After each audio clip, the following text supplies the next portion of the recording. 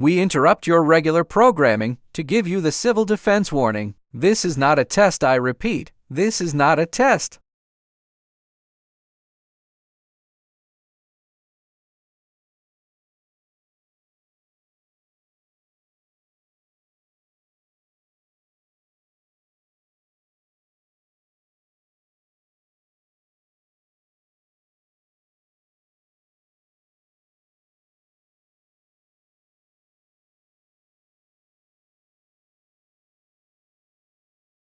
This is an update from our previous watch. The catastrophic disease watch has now turned into an official catastrophic disease warning. Eder has now infected Eden. It's possible they will infect Christopher by POC. If this continues, we will need to issue a shelter-in-place warning. Scientists and researchers are actively working to identify the disease, and the CCP Foundation has been engaged to tackle this situation. We will share further updates as more information is confirmed.